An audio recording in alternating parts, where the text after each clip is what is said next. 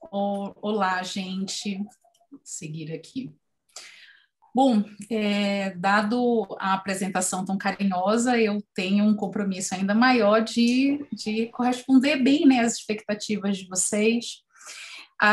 Os dois assuntos que foram listados para ser debatido hoje são assuntos que conversam muito: ansiedade e vivência sexual, entendendo como sexo algo que é totalmente diferente de sexualidade. Sexo foi usado para designar características biológicas, físicas, para designar o ato sexual em si. A sexualidade é o conjunto de todos os conceitos que atravessam os significantes pessoais, antropológicos, de como nós somos educados, como pensamos a nossa vida, como performamos as relações interpessoais.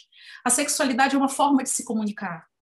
E há interlocutores específicos para dar saída a essas funções sexuais. Então, entendamos que a vivência sexual e o sexo em si podem ser questões, a vivência de todos os correspondentes, todos os componentes da sexualidade é totalmente diferente do sexo em si. Né? E esses dois assuntos que se cruzam, um piorando o outro, a ansiedade piorando a performance sexual e a performance sexual piorando a ansiedade, elas precisam de uma certa conceituação em seus lugares separados. Entendo isso dessa forma.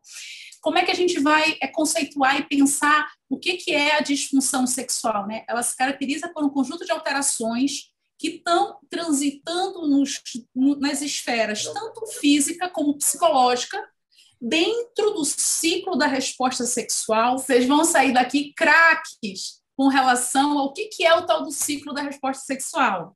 Combinado? Então, a disfunção sexual é uma alteração ali, né? Tanto psíquico como física, dentro do ciclo da resposta sexual, que, em média, envolve o desejo, a excitação, a resolução e o orgasmo, e que causa dificuldades no enfrentamento e no relacionamento interpessoal. E tem como fatores, vários fatores determinantes, um deles pode ser a ansiedade. E a ansiedade, o que é? É esse comportamento que pode ser até um ponto normal, e atende, né, resolve uma solução de continuidade, uma solução para resolver a questão de um temor, mas que muitas vezes ela pode ser de uma intensidade, de uma exacerbação que compromete aquele desempenho, né, funcional da pessoa, inclusive também o sexual, e que tem outros sintomas, tanto físicos como psicológicos. Quem nunca encontrou alguém em crise aguda de ansiedade, seja por um motivo real ou por um motivo não suficientemente explicável. Estado esse que pode ter palpitação, suor, calafrio, choro, angústia e uma taquinesia assim do corpo, né? O corpo se contrai, sente dor, desmaio. Algumas pessoas desligam, né? Mas não é a resposta habitual. Uma pessoa entrar em narcose, dormir, entrar em sonolência no momento de ansiedade. O mais frequente é que aquela pessoa se ative, se ligue, dilate as pupilas e em momento de ansiedade. Mas essa resposta orgânica, ela pode ser uma resposta que objetiva nos livrar de uma situação de perigo. A grande questão é quando o gatilho dela é um gatilho não encontrado no mundo da causalidade e dos motivos. Bom, mesmo que exista, então, pensando na disfunção sexual e na ansiedade, né? Mesmo que exista uma causa orgânica, a ansiedade, ela pode ser, sim, um potencializador da disfunção sexual, e ela pode estar presente até mesmo em homens e mulheres que não têm uma disfunção e causa naquela pessoa uma distração cognitiva e interfere na resposta sexual desta pessoa. Então, vamos pensar na nossa realidade. O que nós vivemos aqui, né? foi feito um estudo muito bonito que chama O Descobrimento Sexual do Brasil. É um estudo do comportamento sexual brasileiro. Aponta que, em média, 30% das mulheres brasileiras apresentam algum tipo de disfunção sexual. E a principal queixa delas é falta de desejo. Falta de desejo. Então, desejo e excitação, que é o comecinho da resposta sexual, são as mais afetadas. O que o estudo quer dizer, então? Que é mais frequente o começo da resposta está atropelada. Então, aquela mulher que excita, né, que deseja e excita, tem menos falta de orgasmo. Entende? Então, o ponto de interseção da questão da disfunção é mais no início, em mulheres.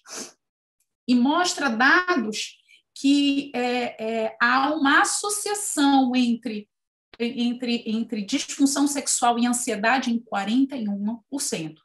Já entre homens, pegando um recorte de 40 a 70 anos de idade, se encontra até 52% de disfunção sexual, sendo que a mais comum delas é a disfunção do tipo erétil, ou seja, a dificuldade de manter ou de alcançar uma ereção.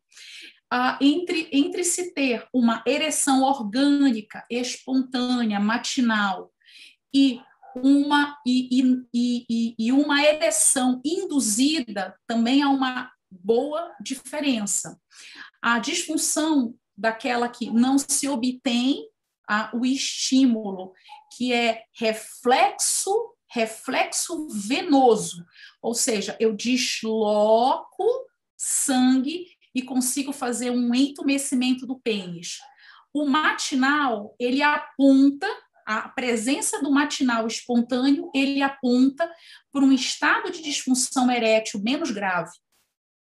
A ausência da disfunção erétil matinal aponta para o contrário.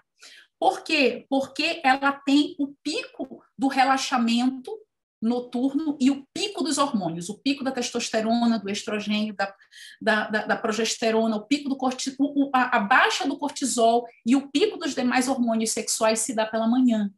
Ou se aquele indivíduo é noturno e acorda, né, o horário em que essa pessoa acorda. E no que mais diz respeito a isso, então, nós percebemos que o que está por trás desse número tão alto de disfunção sexual, que patologias podem estar por trás? Há doenças subjacentes, sobretudo do sistema cardiovascular. Hipertensão, diabetes, problemas do coração, cigarro, consumo excessivo de álcool, obesidade disfuncional, a obesidade com síndrome metabólica, com aumento do risco de diabetes e de infarto, outras patologias que são diretamente relacionadas à próstata, à depressão e a fatores relacionados à idade, né, em que se acumula fatores de riscos metabólicos.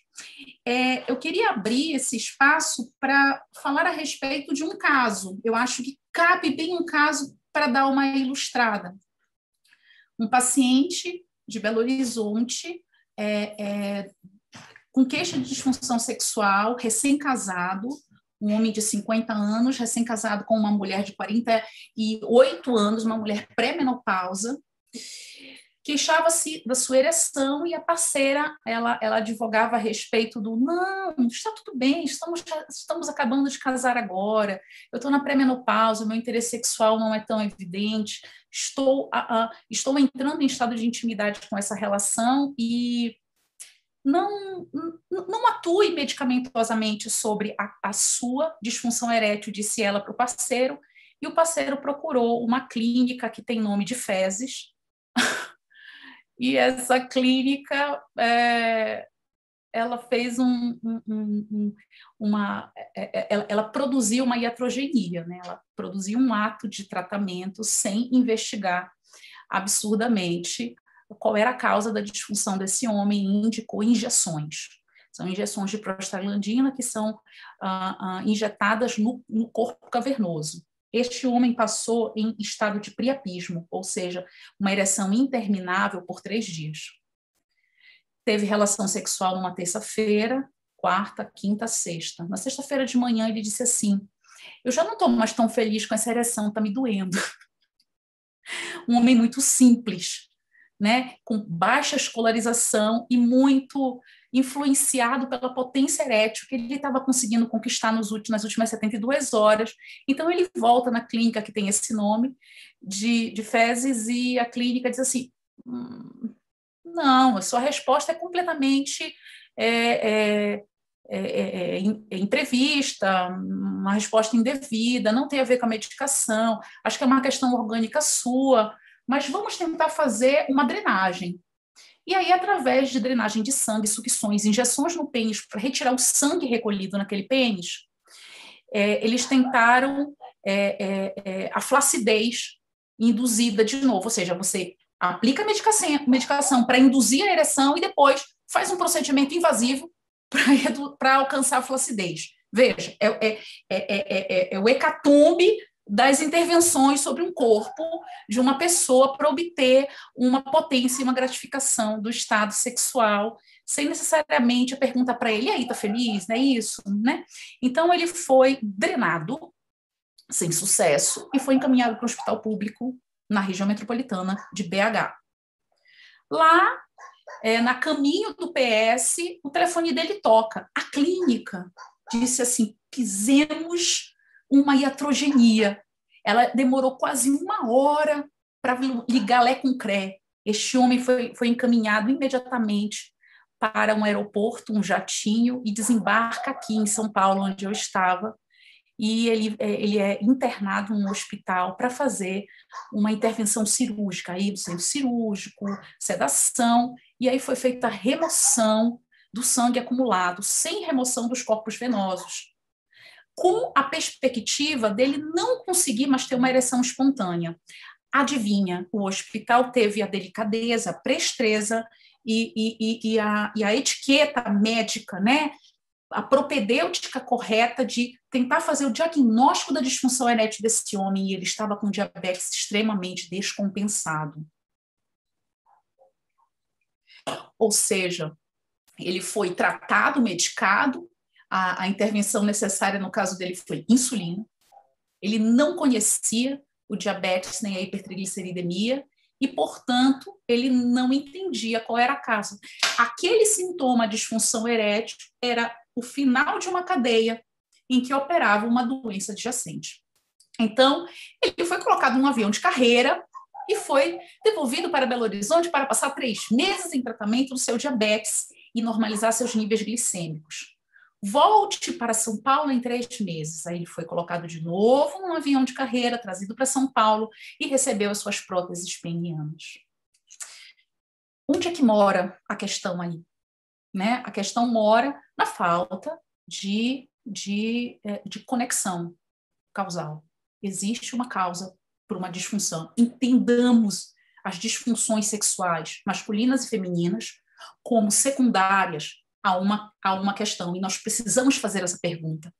Tratar e lidar com o sintoma é a maneira menos efetiva de pensar saúde e longevidade.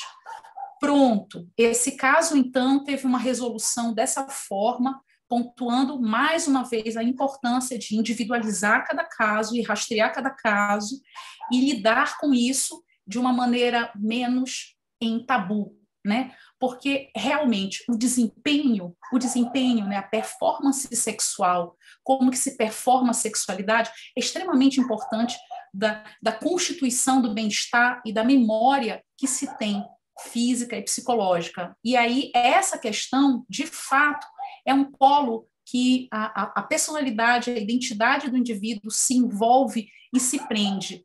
E para as questões masculinas, né, o que a década de 90 fez, né, com a sildenafila, o Viagra? O que o Viagra fez, né, trazendo o estado de melhoramento sexual não seguido necessariamente de um diagnóstico, de uma busca de relação causal. Então, é muito importante que a gente objetivamente olhe para todos esses lugares. Eu fiz uma pequena apresentação de slides e eu queria saber, são imagens, não são exatamente slides, eu queria saber se eu poderia compartilhá-las com vocês, gente. O que vocês acham? Eu não vejo muito tantas pessoas e que a minha tela realmente está reduzida. Estamos bem até aqui? Compartilhamento de tela. Estamos bem até aqui. Estamos sim, fica à vontade, doutora. Estamos bem até aqui. Vamos ver se eu me... isso aqui eu quero mostrar para vocês depois.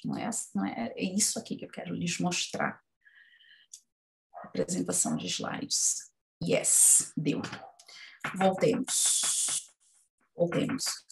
Bom, o maior barato, o maior tesão que existe é o corpo. E a conexão do corpo e entender isso aqui. Acho que a minha missão maior hoje é colocar para vocês que existe uma cadeia de eventos, que são o ciclo da resposta sexual. Para corpos masculinos, é possível que o padrão de resposta mais corrente é esse que está posto aqui. Existe desejo, existe, então, a apresentação por um estado imaginativo e em seguida, ele obtém a excitação, que é quando há um sequestro venoso, né? Então, o desejo seria uma resposta neurológica e a excitação seria uma resposta vasovenosa, em que se sequestra aquele sangue para conseguir o entumecimento. O pênis fica entumecido a partir do sequestro, e a média é de 70 a 90 ml de sangue. Por isso que ela é, já vou adiantar. O entumecimento do corpo feminino, do corpo de clitóris, do corpo de útero, ele não é um entumecimento local, ele é um entumecimento de toda uma pelve. É um sequestro de mais ou menos 500. Ou seja, mais de 5 vezes maior. Então, daí o gap, o delay entre o tempo de excitação de um corpo e o tempo de excitação do outro, né? Uma imagem, uma conversa, um texto pode rapidamente afetar ou favorecer o entumecimento. A excitação vem como a resposta venosa a esse sangue que drena e é, então, retido. Ele é sequestrado. E, enfim, se chega a um estado de mais profunda liberação e contrações que levam a uma convulsão cerebral chamada orgasmo. Ela é uma mistura de um conjunto mínimo de contrações pélvicas que estimulam via medula um estímulo cerebral. Só não fisiologicamente terá um orgasmo, um organismo, um corpo descerebrado. Portanto, o orgasmo ele é mais atingível do que se pensa. Seguido, então, no corpo masculino, de um estado de resolução, em que é mais difícil, no estado de resolução, ele ter uma rápida nova reereção, um rápido novo estado de excitação novamente. Tanto é que o estado de resolução do corpo masculino tem o nome de período refratário absoluto. Ou seja, acorda. Não é bem assim. Não é uma questão de acordar, não é uma questão de volta para cá para o sexo, é uma questão de desligamento. Então, é muito importante que pessoas que fazem sexo hétero saibam disso. Ei, uma parceria gozou e a outra não gozou. Se a que gozou é uma pessoa que tem pênis, atenção, que é provável que ele entre no estado refratário absoluto. E não volte a trocar estímulos sexuais. Deu para entender isso aqui? Isso é bem interessante, é bem importante, isso aí. Vamos pensar, então, num outro corpo, né? Vamos pensar no corpo, então, feminino. O corpo feminino, ele tem basicamente, deixa eu ver, vocês estão vendo o meu cursor, né? Ele tem basicamente 5 fases. Eu vou chamar aqui de 1, 2, 3, 1, 2, 3, 4, 5. E aqui dentro dessa resposta que é circular, olha, havia lá no que eu mostrei para vocês uma resposta linear. Agora a gente está falando de uma resposta circular. E ainda tem mais, tem um outro adendo. Vocês estão vendo que tem 2 círculos, um menor e um maior, né? Vamos pensar primeiro no ciclo maior, em que absorve um número maior de pessoas. Mas de cara eu aviso, tanto o ciclo pequeno como o círculo maior, ambas são pessoas entendidas como habituais, ou, vou usar a palavra com muito atrevimento, normais, porque não existe normal. Normal não existe, ele é fictício, mas são pessoas que não prescindem de tratamento, são entendidas como pessoas que vão obter sua resposta sexual ao ser estimulada. Então, aqui, eu vou primeiro pensar no círculo que está em cinza claro, no externo. Existe um estado de confiança, proximidade, interesse na convivência, um estado de intimidade. Ele, então, ele se comporta num estado de neutralidade, ou seja, não rápida receptividade ou não espontânea excitação. E aí, esse corpo recebe um estímulo sexual. O estímulo sexual o faz excitar.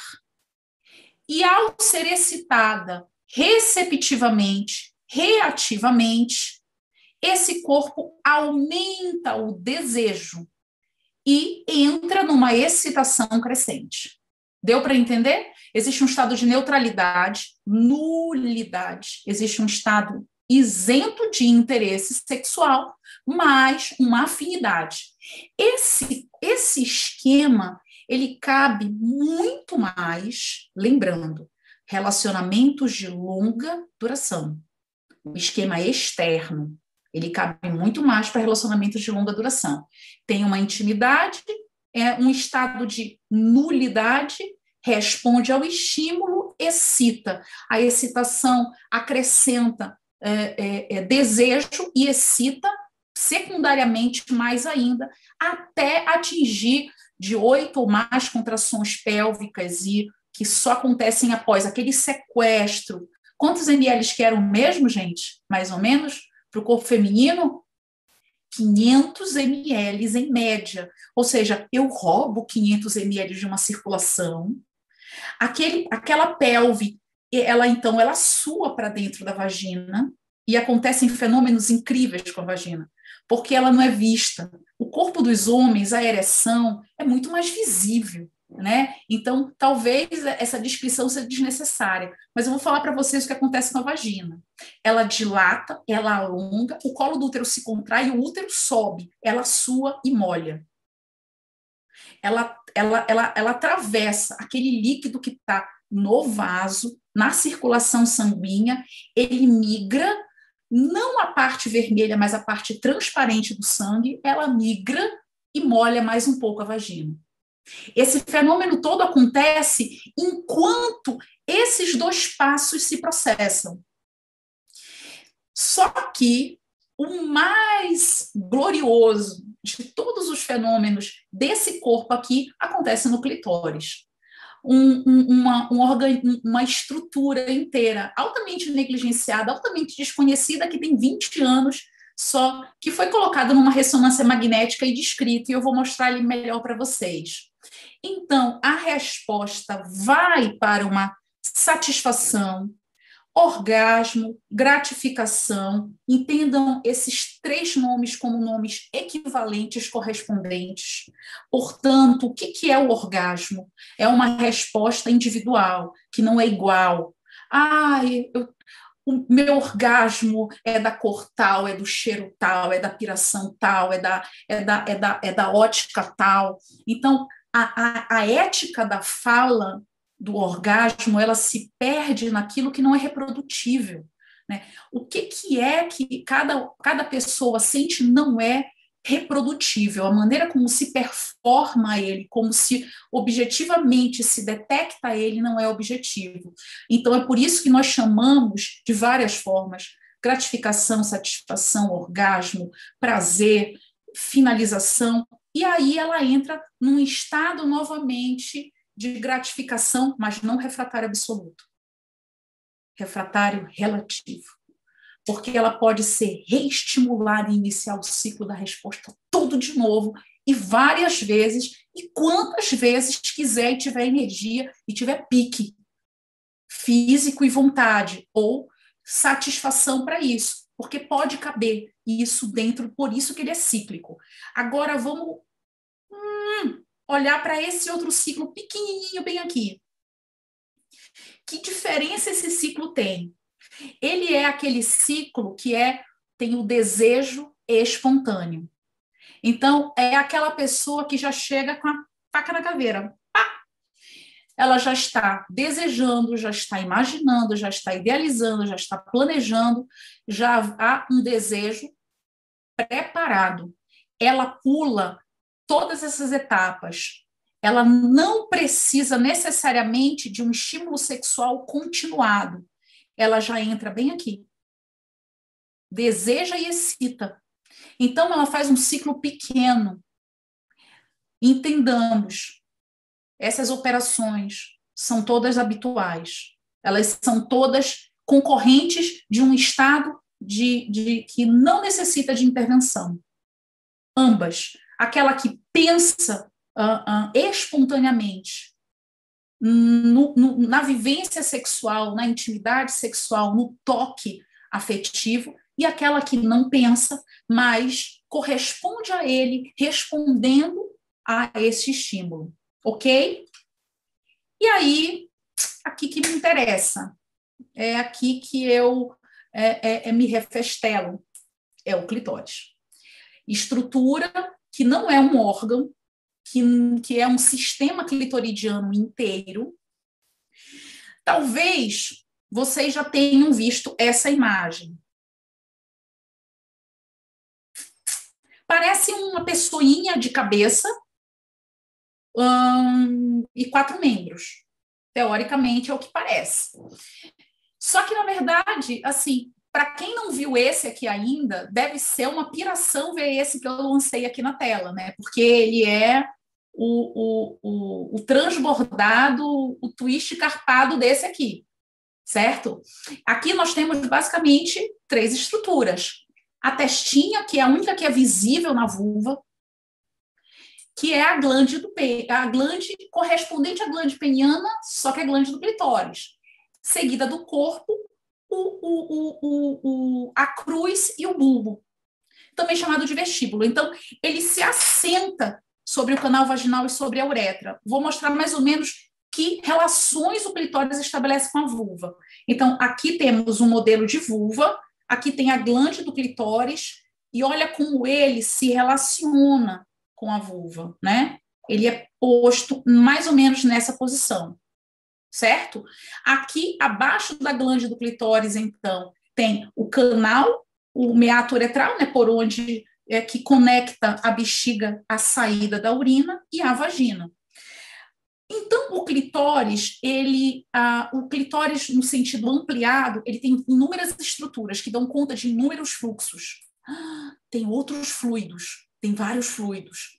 Tem o fluido menstrual, tem o fluido urinário, tem o skirt, tem a ejaculação e tem o orgasmo, o líquido orgástico, tem tudo isso. Tudo isso graças a ele. Ele é um facilitador, então, dessa resposta cerebral chamada orgasmo. E o que acontece com uma pessoa que sofre uma lesão medular? Ela vai habilitar um outro centro nervoso para ser um facilitador. A face, o pescoço, a orelha, a axila, ela habilita outros outros facilitadores, outros indutores do estímulo para a resposta cerebral, mas corpos que têm clitóris. Vamos lá. Então, novamente, a glande, vou mostrar ele de ladinho. A glande, o corpo dele, e agora outras conexões. Em amarelo, vocês estão vendo o meato uretral, é o que liga a bexiga ao espaço externo e libera a urina. Aqui em vermelho, vocês estão vendo a vagina. Essa estrutura em verde, gente, isso aqui é didático para ensinar para uma criança de 5 anos de idade onde é que está o clitóris. Então, vai funcionar, que é uma maravilha. Essa estrutura toda em verde, elas são um conjunto de 3 dezenas aproximadamente de glândulas chamadas de skinny, que liberam um fluido através dessas saídas das glândulas de skinny. Provavelmente é por elas que a gente tem a ejaculação. A ejaculação feminina, ela é um produto das glândulas de Skinny com extravasamento através desses dutos, que são paralelos à uretra. E a uretra, ela é revestida por uma esponja, como se fosse uma serpentina, chamada esponja uretral. Essa esponja, eu vou mostrar para vocês bem aqui. Tcharam! Aqui está a uretra e aqui está a vagina. Aqui, então, eu estou vendo uma estrutura estranha, diferente, que parece, em alguns desenhos de anatomia, uma serpentina que não só envolve embaixo, mas envolve toda a uretra. Esse aqui é o duto de produção e eliminação, então, da ejaculação feminina. Líquido esse que pode ficar confuso, porque a vagina, essa em vermelho, também libera fluidos, que são lubrificantes. E aí vem uma outra coisa muito interessante. Da uretra sai o quê? Da uretra sai o esguicho. Quem tem, quem não tem, difícil saber, porque ele não é um fenômeno que acontece em todas as pessoas, durante toda a sua vida, e não só na vida reprodutiva, mas toda a vida, toda a vivência, enquanto tiver estímulo, há possibilidades de se ter um skirt, um esguicho. E ele é de origem uretral. Tem cor de urina, aspecto de urina, mas não tem química de urina. No laboratório, a análise química mostra que é um componente, é um fluido totalmente diferente da urina. A eliminação é essa. E o causador disso, já mostrei para vocês, é essa estrutura que a gente chama de esponja uretral. Estou indo no vai e volta, está dando até uma agonia, né? Aí, então, nós temos uma outra coleção de glândulas que são acessórias do sistema clitoridiano, que são as glândulas de Bartholin. Quem não já ouviu falar da bartolinite, que é a inflamação delas, que cresce quase 10 vezes de tamanho, fica inchada, inflamada e parece um nódulo, um grande cisto do lado de fora, na vulva, entre a vagina e o ânus. A glândula de Bartholin, ela faz parte do sistema clitoridiano e produz uma lubrificação que é ejetada dentro do canal vaginal. Ela tem um duto e sai do canal vaginal. E ligando uma glândula de Bartholin à outra, porque ela é bilateral, ela está de um lado e do outro, existe uma outra esponja, que é a esponja perineal, que dá aquele baratinho na região perineal. E tudo isso aqui é o sistema clitoridiano. Potência orgástica, as mulheres têm. Não lhes falta isso. Isso não é uma condição habitual não ter. É que, na verdade, a questão orgástica, ela habita num conjunto de significados psico, individuais, sociais, da educação, mas estrutura para isso nós temos. E, a propósito, é preciso haver uma ejaculação para engravidar? Não. Eles são organismos, são sistemas totalmente diferentes. Existe o clitóris, que é um sistema sexual, e existe o útero, o ovário, a vagina, para um sistema reprodutor. E eles não estão ligados, mas eles são favorecidos. Outra informação muito importante é que a saída, o final apenas da vagina, ele é bem vascularizado. Da metade para dentro, aqui é um útero, a vagina tem fim, em torno de 7 centímetros. O final da vagina é a jurisdição do clitóris, sendo, portanto, bem inervado. Da metade para o final é canal de parto. Canal de parto.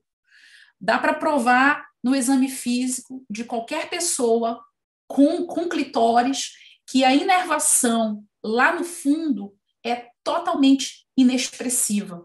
Portanto, sexo batidão, penetração profunda, performando um ato que lembra força, virilidade, não é favorável necessariamente ao prazer feminino. Pode ser favorável a uma fantasia, mas não ao estímulo da estrutura chamada sistema clitoridiano.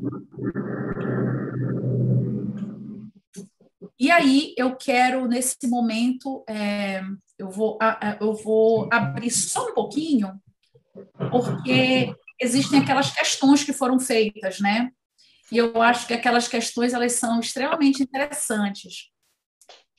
Se houver mais alguma, por favor, nos envie. Me perguntaram, né, mandaram perguntar para nós dicas para manter a relação sempre ativa, mesmo com os problemas da rotina. Transar e falar sobre os problemas da rotina. A vivência sexual gratificante, ela estimula a permanência da vivência sexual. Quanto mais uma dupla ou um trisal passa sem a vivência sexual, mais tempo ela passa sem a memória do quanto que aquela vivência é gratificante.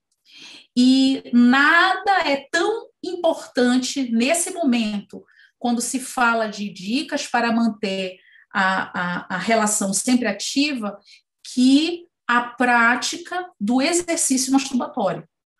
Se masturbar é uma das atividades mais potentes para dar manutenção para a vivência sexual. A ansiedade impacta a ovulação?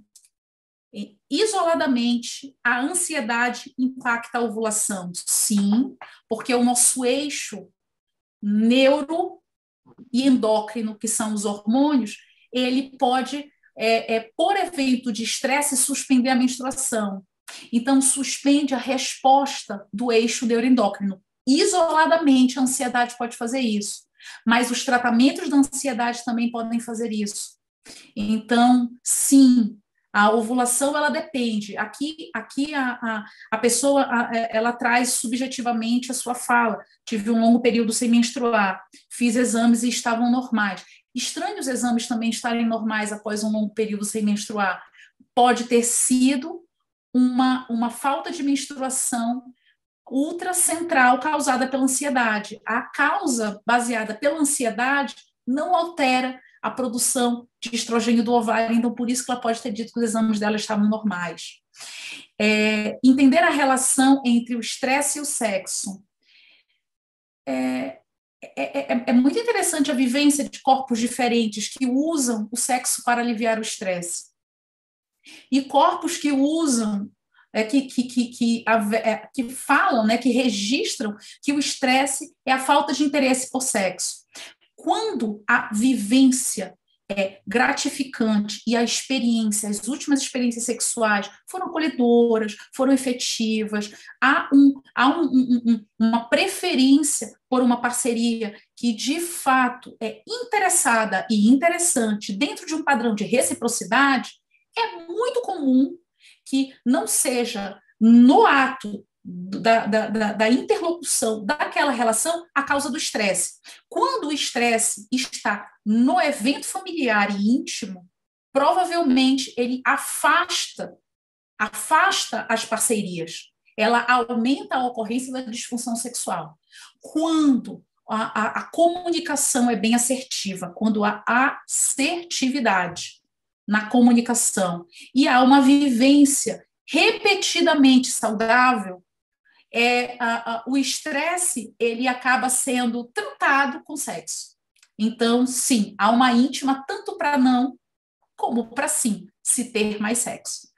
Qual é a opinião sobre hormônios transdérmicos? Essa pergunta foge um pouco à alçada do nosso bate-papo. Hormônios transdérmicos bioidênticos, quando indicados, por favor, nenhum deles tem um interesse de contracepção, nenhum deles são necessariamente para uma pessoa que está com a resposta de ereção, excitação e orgasmo atualizados, nem tampouco está indicado para pessoas que estão dentro dos anos reprodutivos e têm obtido ciclos menstruais regulares.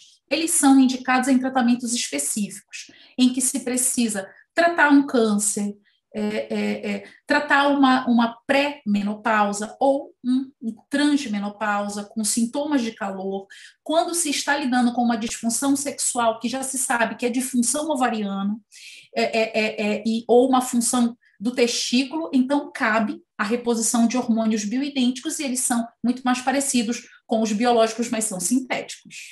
Os hormônios bioidênticos não são feitos de urinas de pessoas, não são feitos de sangues extraídos de pessoas, eles são feitos em laboratório. Então, a palavra bioidêntico faz todo mundo pensar que é igual, mas não é, né? Eles são sintéticos. Próxima bateria de perguntas que eu achei também bem legal. Tem algum chá?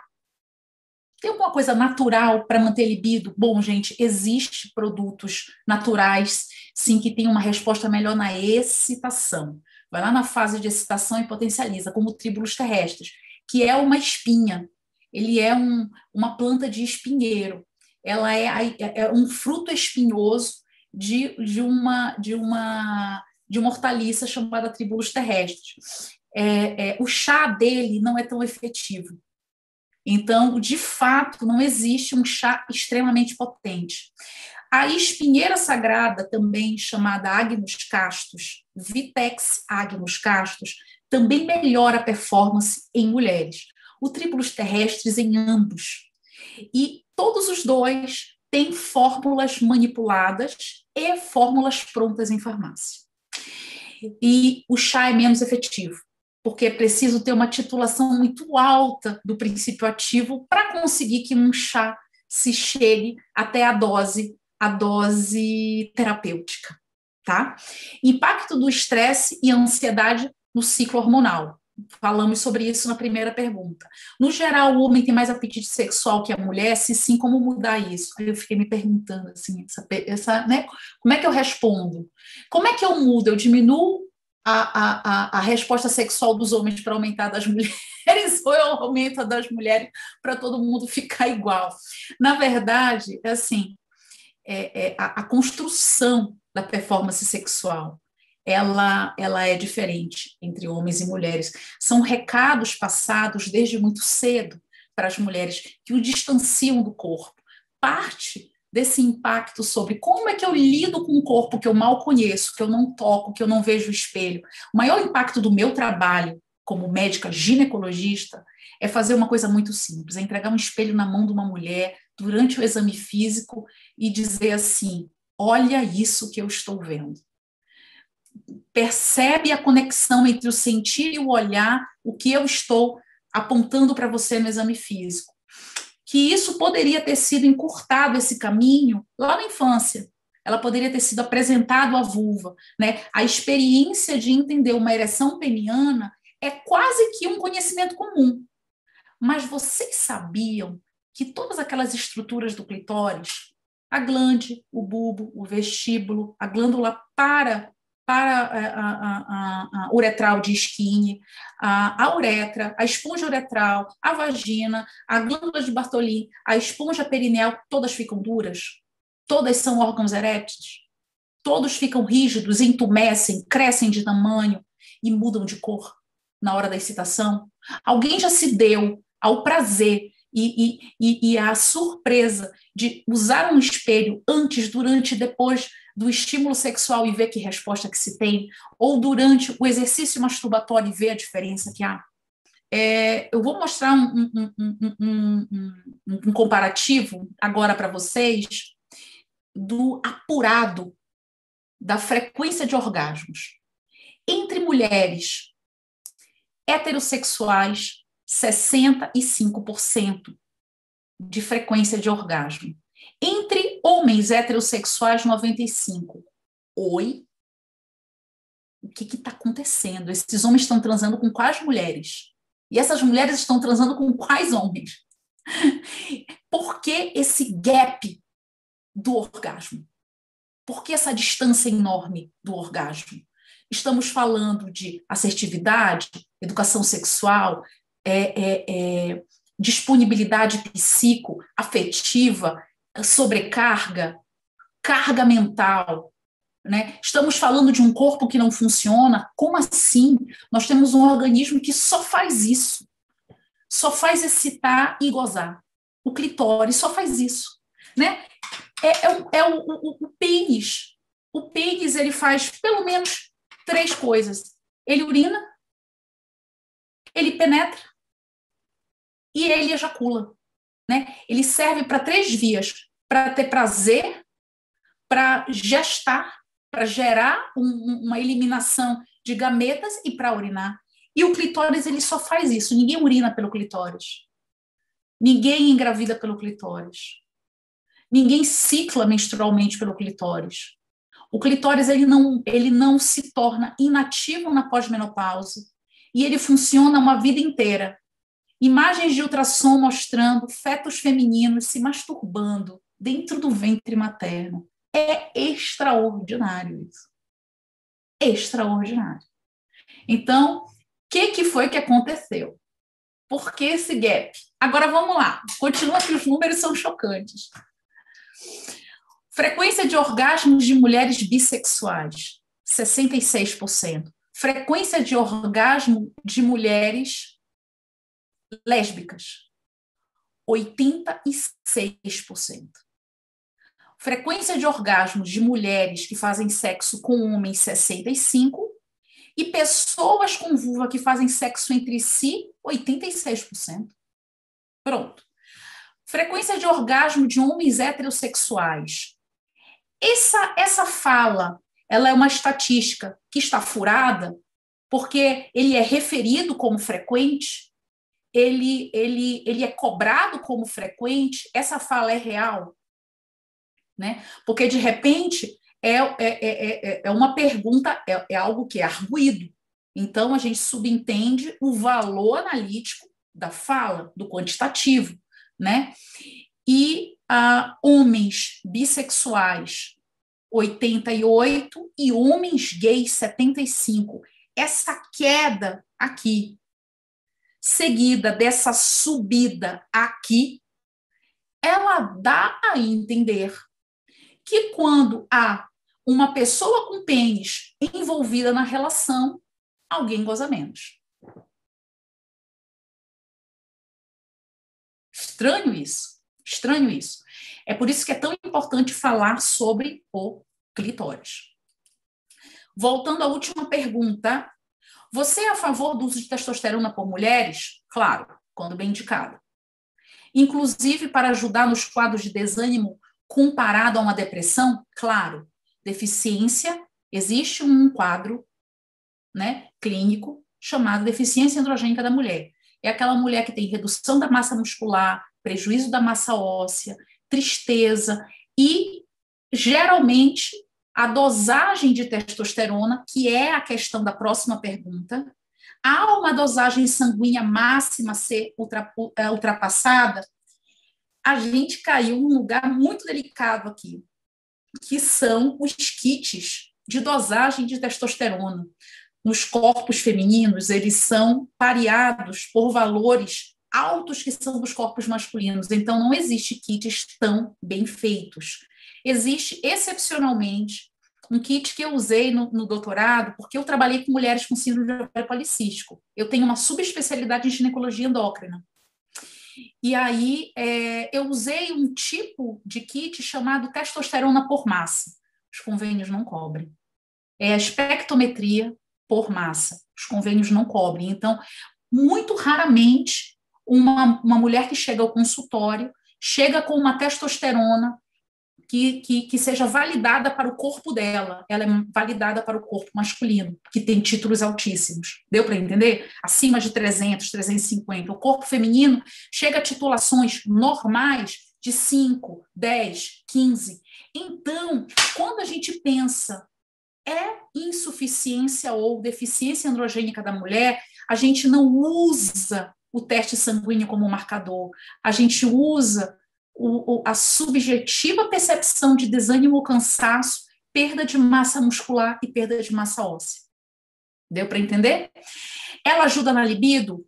Se a libido fosse um assunto apenas do mundo dos hormônios, sim. Mas como eu acho que deu para perceber, a libido mora em como tudo começa. A permissão em relação ao próprio corpo, os recados que recebemos desde muito cedo, a experiência sexual, a exposição a uma resposta sexual violenta, aos abusos que são mais frequentes, ou pelo menos são mais nomeados por mulheres do que por homens. Então, a intimidade e a assertividade das relações com as suas parcerias. Tudo isso é, sim, um delimitador da palavra libido. E a libido também, ela precisa de um conceito, né? Libido. O que é libido? Né?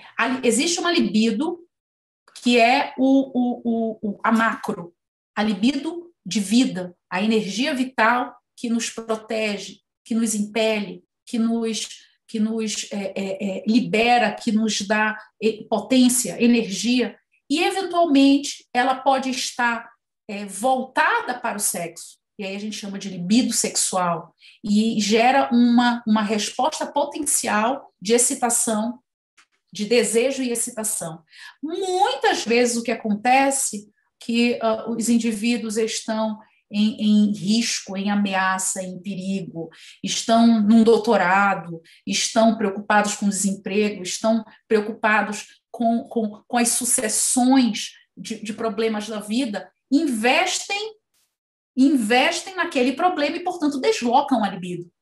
Né? A libido está, às vezes, em muitos outros lugares, que não é no sexual. Então, eu sequestro, eu retiro a libido de um lugar e coloco no outro. Mas são indivíduos que estão sem interesse por sexo, mas estão trampando feito loucos, estão juntando dinheiro, estão se organizando para obter coisas, estão escrevendo, estão publicando, estão sobrevivendo às avalanches da vida. E aí a gente percebe, poxa, aonde é que está aquela energia vital? Está em outro lugar, não sexual. E aí, vamos resolver isso com hormônio? Ou vamos resolver dando um melhor desfecho aos encargos daquela pessoa? Vamos dar, então, uma escuta, porque um dos trabalhos mais potentes do consultório é a escuta. Né? E quando a pessoa fala aonde que está a energia dela, aonde a energia dela simboliza toda a potência, aonde aquela pessoa não tem do que se tem de onde se orgulhar, aí está a libido, sequestrada eventualmente. Ela não está gratificada no sexo. E muitas vezes o sexo, ele o ameaça aquele indivíduo, né? Ele enfraquece, ele está dentro de uma relação cuja comunicação é falha. E aí, dar escuta para isso no consultório já é o primeiro passo. E muitas vezes, a terapia sexual, com várias metodologias, que passa da psicoeducação, da escuta qualificada, com terapia cognitivo-comportamental ou psicanálise, em algumas sessões, consegue delinear, fazer o mapa da questão. E a partir desse mapa da questão é possível se dar um tratamento específico. Como a terapia sexual é feita por profissionais de várias especialidades, ginecologistas podem se formar terapeutas, como eu, urologistas, psicólogos, psicanalistas, podem se formar terapeutas sexuais, a depender da penetração da ação daquele profissional e da ciência que ele opera, pode haver algumas intervenções associadas, né? A terapia sexual, ela não considera a necessidade de se produzir intervenções, dilatações para pessoas que têm dificuldade de penetração e dor, fisioterapia para pessoas que têm dor pélvica crônica, mindfulness para pessoas que têm as congestões e dores pélvicas. Então, terapias associadas. E eventualmente, um laser para quem tem dor, uma medicação para quem precisa, passando por uma coisa que aquele paciente de Belo Horizonte não recebeu, que foi um diagnóstico de saúde integral. O diagnóstico de saúde integral teria feito toda a diferença na vida dele. Sem contar que ele foi assustado pelo priapismo e ele não simbolizou a importância de ter uma flacidez seguida do pênis, né? Ele viveu em ereção durante 3 dias e entendia que aquilo fosse normal. Então, nós estamos falando da penetração da cultura e da informação no consumo em saúde que indivíduos podem ter. Ok? Então, como usar testosterona sem que ela cause efeitos colaterais indesejados? Quando ela é bem indicada. Quando ela não é bem indicada, quando ela é um uso recreativo, quando ela é um uso baseado no caso que eu contei para vocês, ela trará os seus efeitos cumulativos. Quero falar sobre um achado importante do descobrimento sexual do Brasil, que é um trabalho nacional que aponta qual é o perfil dos indivíduos que têm disfunção erétil e as suas variáveis, segundo as suas variáveis demográficas. Mais frequente, então, eu sei que vai haver uns estremecimentos assim, e dá mesmo, né? Que indivíduos de raça branca mais frequente, indivíduos empregados é mais frequente, indivíduos com afiliação religiosa é mais frequentes, e o próximo slide, quanto mais escolarizados, também é mais frequente, e associados a patologias subjacentes. Hiperplasia prostática, câncer de próstata, hipertensão, deficiências hormonais sexuais, não foi o mais alto foi a hipertensão, alerta hipertensão. Por quê? Porque eu estou justamente falando de que o desejo é neuro e a excitação é vascular. E a excitação é quando aquele sangue vai e sequestra. Então, eu preciso da ação dos vasos constritores. Então, nós estamos falando de uma doença que atrapalha a resposta vascular. Então, a hipertensão é uma causa muito frequente de disfunção erétil. E a hipercolesterolemia, olha ela aqui, figurando bem. Hipercolesterolemia, aumento do colesterol. Olha o diabetes figurando bem e olha a depressão figurando bem. A importância desses achados para a pesquisa nacional mais larga, mais extensa que nós tivemos, que é o estudo, que é o descobrimento sexual do Brasil. Bonito até o título desse livro. Bom, eu queria conversar outras coisas com vocês e a sequência dos slides aqui, vou deixar, alguém me pediu uma dica, né? Dica, exercício masturbatório. Masturbação. E para mulheres, também além da masturbação, o assoalho pélvico. E nessas posições, né? Essas aqui são as melhores posições para o exercício do assoalho pélvico, e aqui um passo a passo do nível 1, do nível 2 e do nível avançado, que é o nível 3, para o exercício do assoalho pélvico.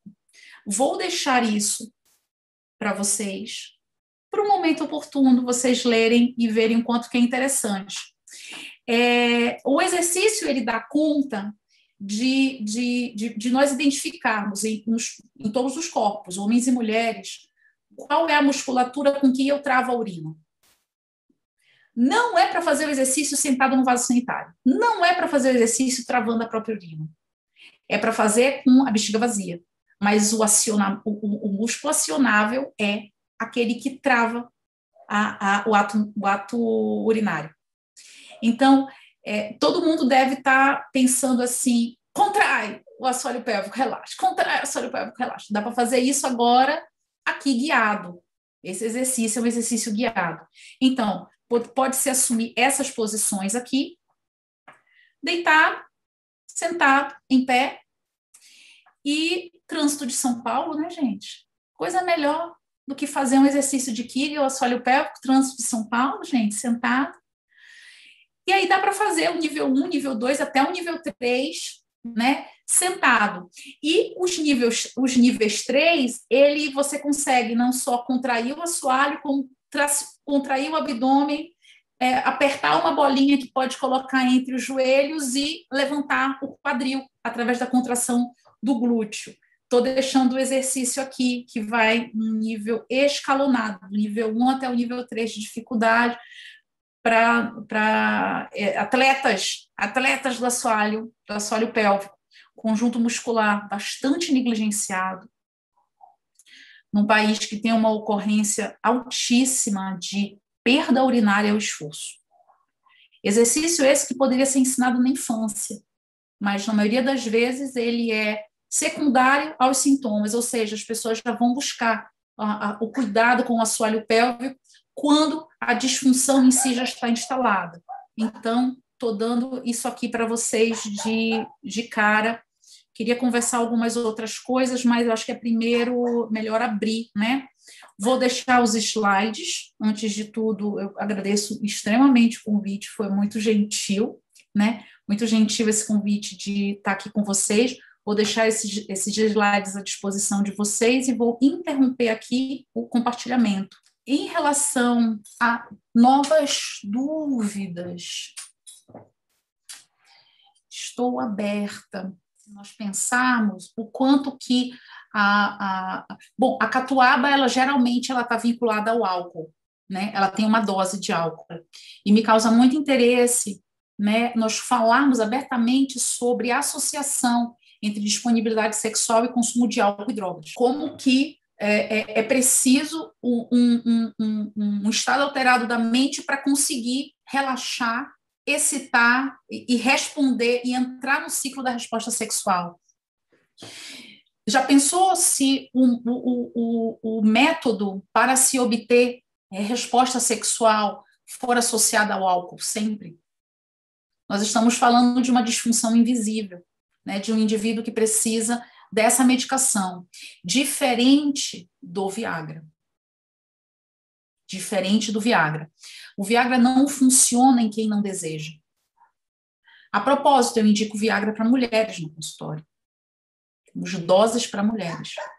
Porque ele é um vasodilatador periférico. Gente, o Viagra já existia há muito tempo no mercado.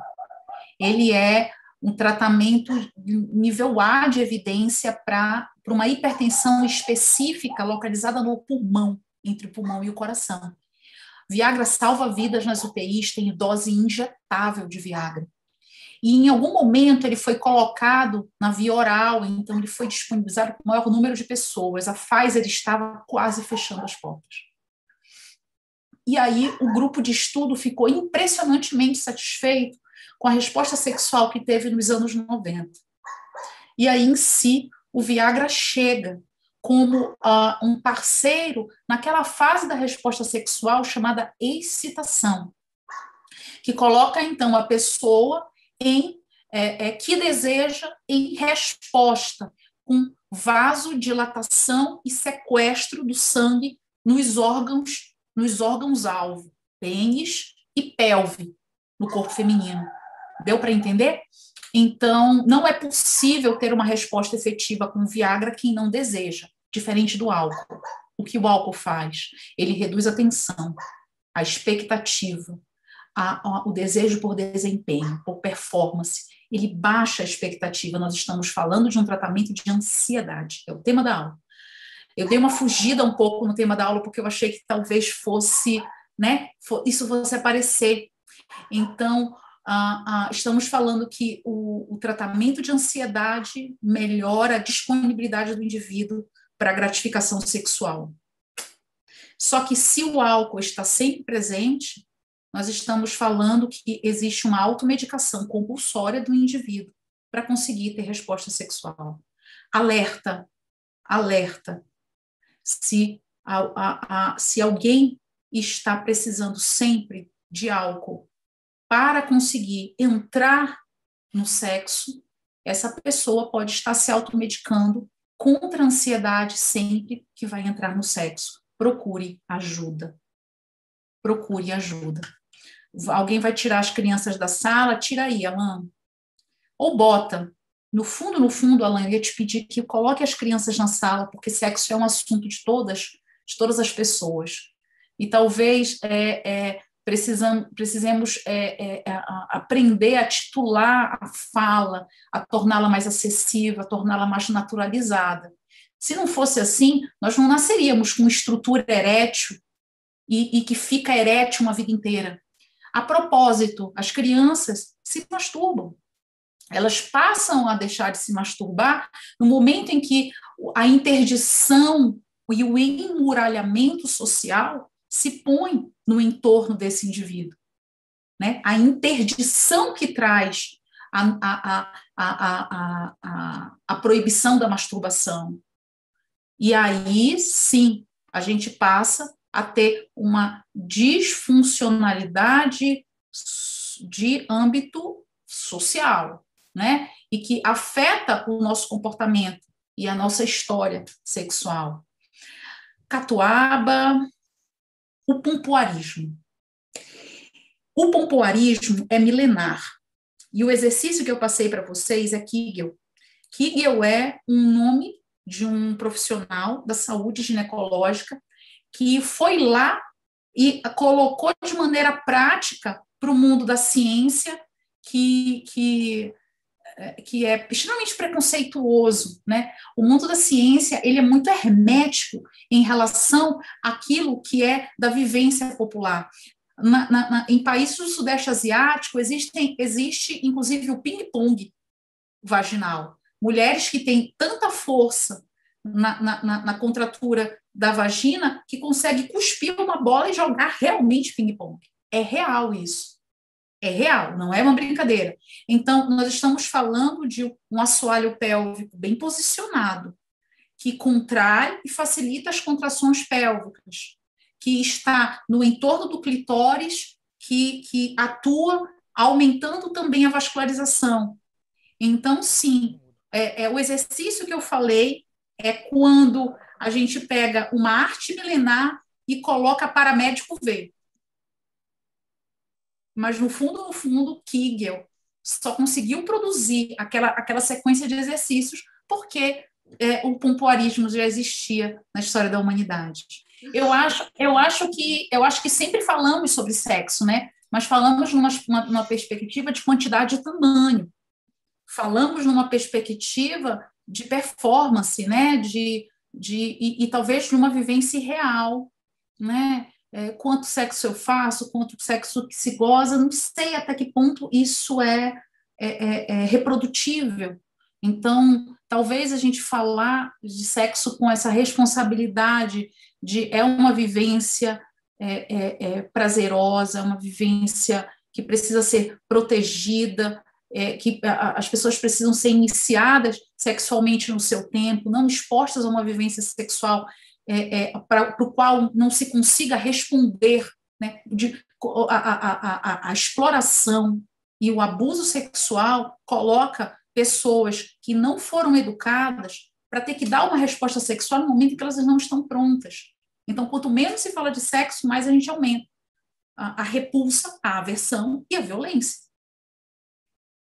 Por isso que existe algo que se precisa transmitir para crianças, inclusive, viu, Alan?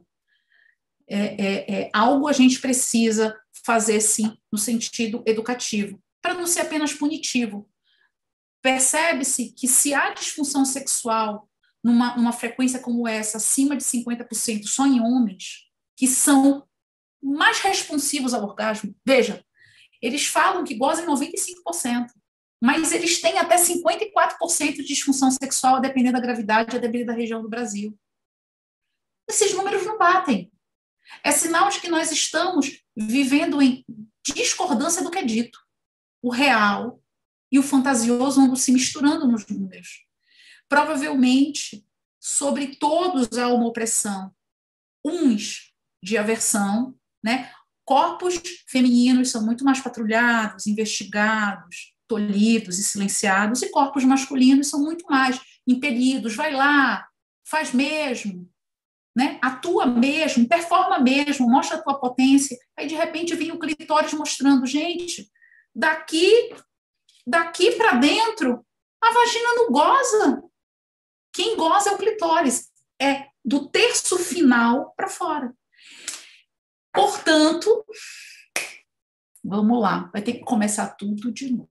Bom, Karen, se a questão sexual ela habitasse numa resposta só, por que mulheres gozam menos, e fosse só porque esses corpos precisam ser protegidos do trabalho de parto prematuro, precisam ser protegidos dos desfechos obstétricos desfavoráveis, a gente não daria conta de entender por que também existe um gap de salário, por que mulheres recebem menos que homens, por que existe uma distância tão grande. A gente está falando de uma supremacia de um gênero sobre o outro, tá? Ele se reproduz em todas as vivências, inclusive na hora de falar sobre sexo e de permitir a visualização. Eu carrego meu clitóris no pescoço. Isso aqui é uma simbolização do clitóris, é um desenho anatômico dele. Eu falo sobre isso. Essa é a minha vida, é o meu trabalho. É de onde eu gero o maior impacto da minha vida. Então, tem algo diferente que aconteceu e que algumas mulheres não conseguem romper com isso. E tem tudo a ver com a pergunta da Maria Helena. Por que alguém goza na penetração? E eu vou responder, Maria Helena. Agora, com relação à tua questão, Karen, que é muito pungente, é quando falar de sexo com as crianças. Quando elas perguntam, e principalmente, você está certa, parou de perguntar, tem duas questões que estão acontecendo. Como que elas pararam de perguntar se a palavra mais acessada no mundo é sexo?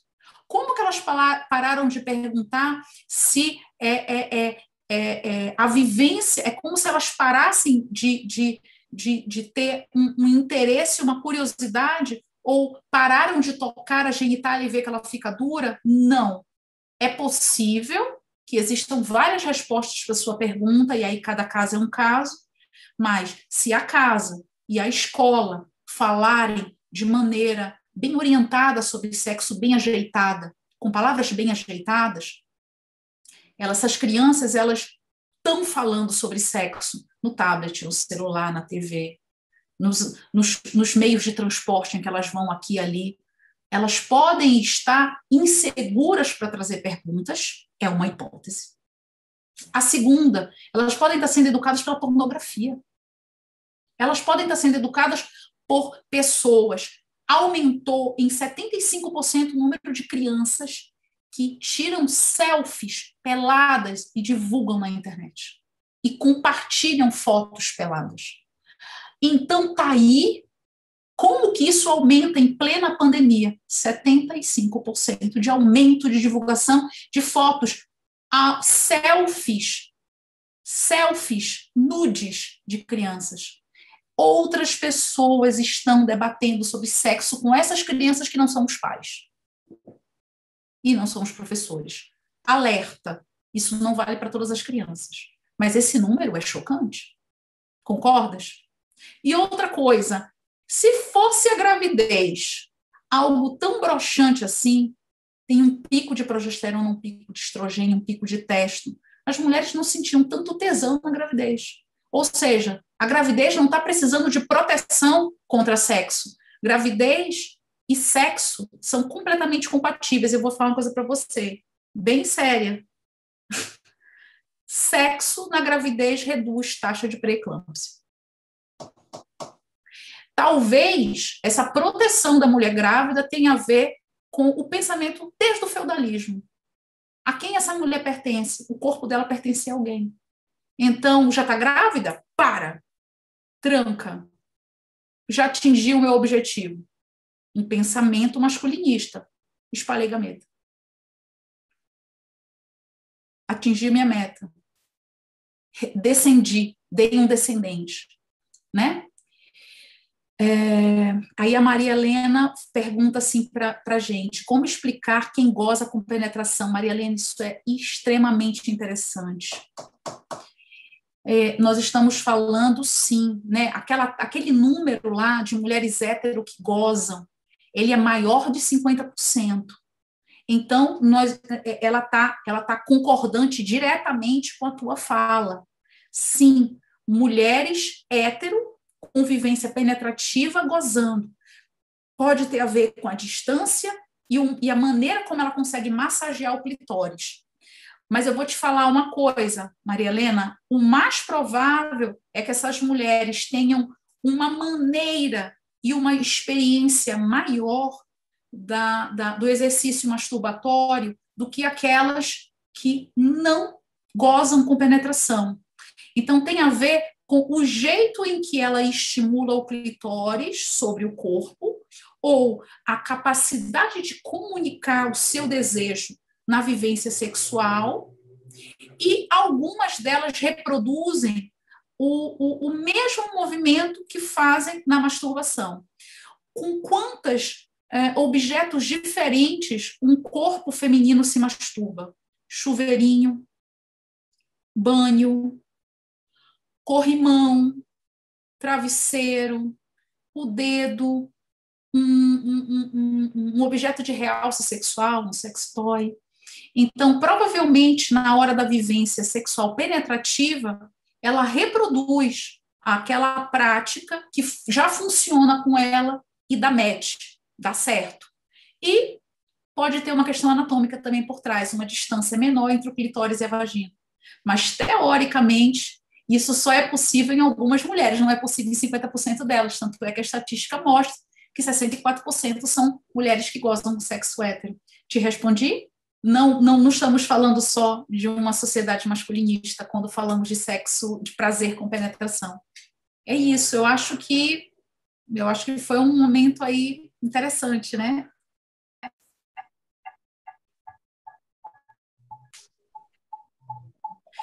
Quero muito agradecer, eu quero agradecer especialmente ao André Medeiros, porque ele divulgou meu trabalho para a Karen, que me procurou.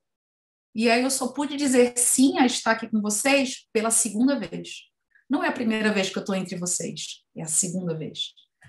Porque o André me levou na festa, né, que a Atra fez no começo de julho.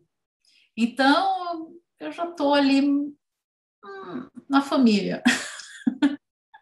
Então, quero agradecer muito ao André e a Karen, né, que simpatizaram com o meu trabalho e me chamaram para estar aqui entre vocês. Você se dispor a ajudar a gente também, né, nessa etapa onde a gente está trazendo muitas disciplinas diferentes, né, não só focado em tecnologia, né, mas focado no dia a dia da gente para melhorar a vida de todo mundo. Então, queria te agradecer por estar disposta a ajudar a gente também. Obrigada, André.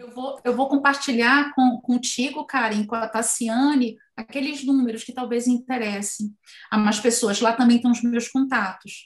Tem minha rede social, meu telefone, meu e-mail, e eu me coloco à disposição de vocês. Eu atuo na cidade de São Paulo, eu estou localizada em Pinheiros, tenho um consultório privado, atendo em hospitais também, cuido de adolescentes na rede pública e trabalho no Hospital das Clínicas. Faço atendimentos online, afinal de contas, 30% do meu trabalho está online. Muito obrigada, gente.